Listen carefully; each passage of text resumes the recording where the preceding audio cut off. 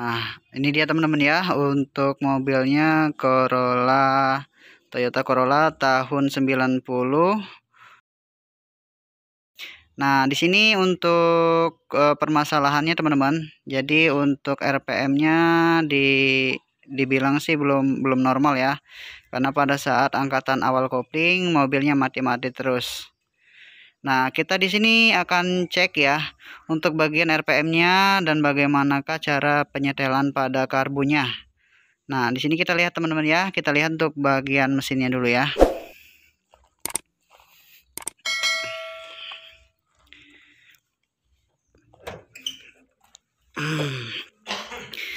Nah, di sini untuk bagian mesinnya, karbu saringan udara atau filter udaranya sudah kita buka ya.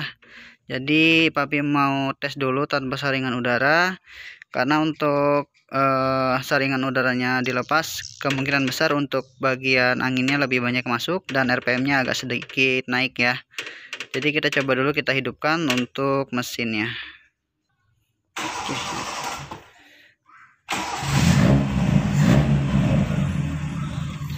Oke teman-teman, untuk hidupnya agak sedikit susah. Kemudian untuk RPM-nya 500 RPM ya. Nah, di sini papi mau coba akselerasi untuk bagian mobilnya ya. Kita tes dulu akselerasinya. Apabila dia memang pada saat kita lepaskan kopling mati, kemungkinan besar untuk bagian RPM-nya terlalu kecil teman-teman ya. Oke, kita coba dulu ya teman-teman ya.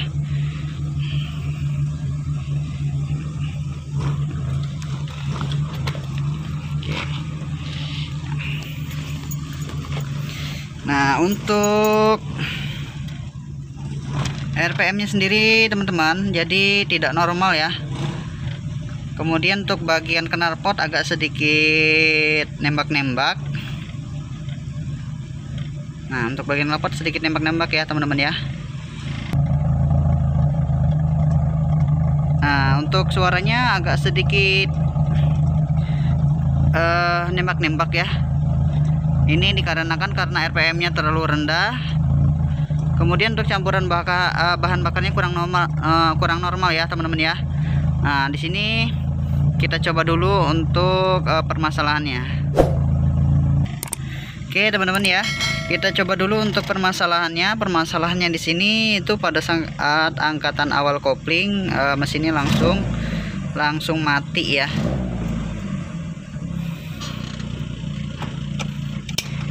Jadi untuk lepas koplingnya diminta jangan sambil digas, itu tidak mati teman-teman ya. Nah, ini untuk setengah kopling teman-teman. Jadi untuk setengah kopling langsung mati. Nah, ya. Ini papi coba mundur teman-teman. Jadi kita coba maju lagi.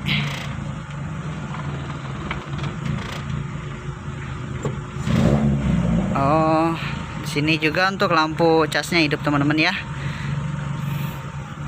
Oke.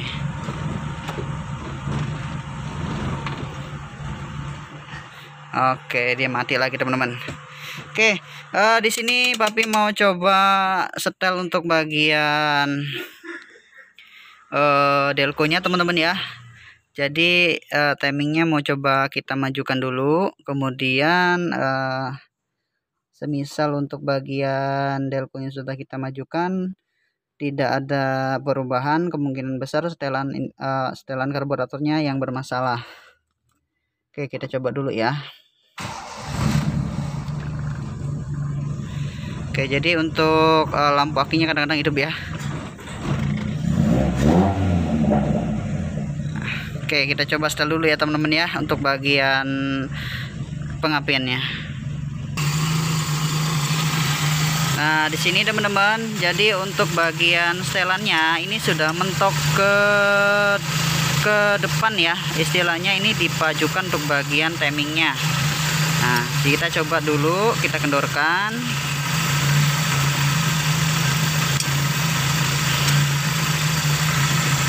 Kita cari putaran idle yang standar ya,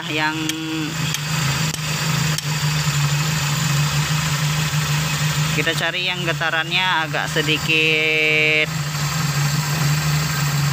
bergetar, kita tunggu dulu ya teman-teman ya.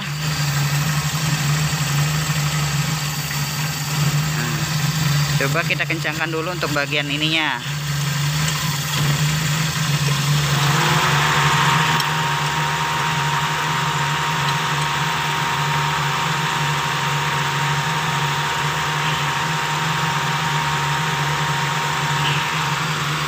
Nah, untuk selanjutnya teman-teman, jadi kita rubah untuk tekanan RPM-nya ya.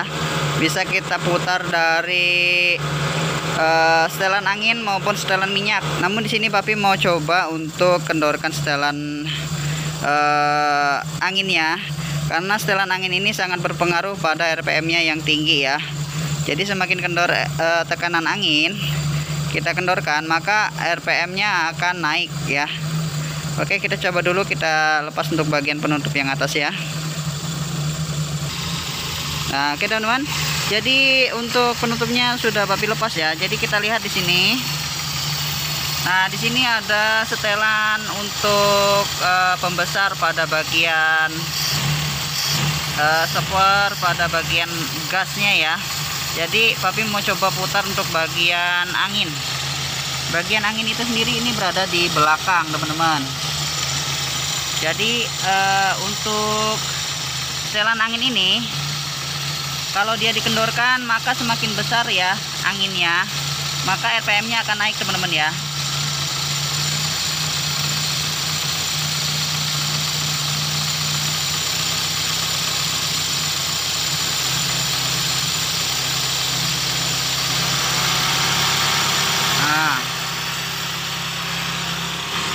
Jadi di sini teman-teman, untuk setelan angin kita kecilkan ya, kita masukkan ke arah kanan searah putaran jarum jam, maka RPM akan kecil. Kemudian untuk bagian setelnya kita besarkan, itu untuk konsumsi bahan bakarnya agak sedikit boros ya.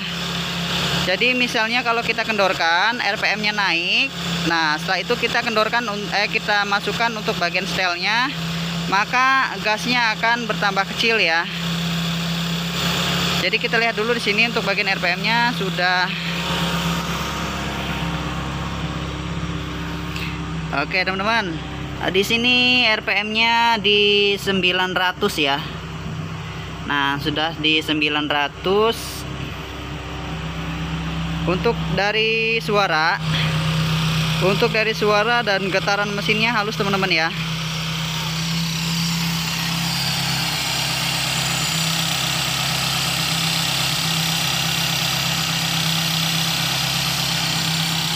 Jadi tidak ada lagi pincang, tidak ada lagi bergetar. Mudah-mudahan setelannya ini cocok ya. Jadi kita coba dulu untuk masukkan giginya, masih mati atau tidak pada saat jalan. Oke teman-teman, kita tes dulu ya.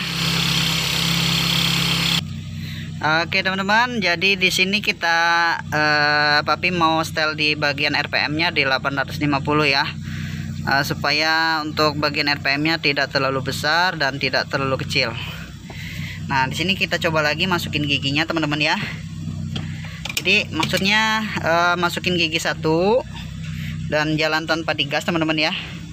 Ini untuk mobilnya tidak mati ya. Nah, di sini barusan terlalu cepat Papi melepas koplingnya. Karena koplingnya agak terlalu pendek menurut Papi ya.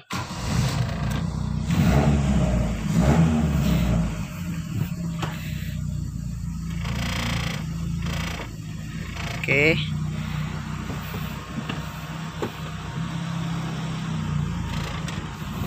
Nah, jadi untuk saat dilepas teman-teman, untuk saat dilepas ya, ini untuk bagian mobilnya tidak mati teman-teman ya. Nah, seperti itu yang diinginkan. Jadi kita setelnya untuk di bagian RPM-nya di 850 ya, supaya tidak terlalu kecil dan tidak terlalu besar. Nah, jadi untuk pada saat kita lepas teman-teman, untuk bagian mesinnya tidak mati ya. Seperti itu ya teman-teman ya. Mudah-mudahan ada manfaatnya teman-teman ya. Ini langkah sederhana untuk penyetelan pada karbu Toyota Corolla tahun 90 yang sudah twin cam ya. Ini bisa diaplikasikan juga di mobil-mobil karburator ya teman-teman ya. Mudah-mudahan pengalaman yang Papi Kembar bagikan ini bermanfaat buat teman-teman semua. Oke, sampai ketemu lagi di video berikutnya. Assalamualaikum warahmatullahi wabarakatuh. Mantap bosku.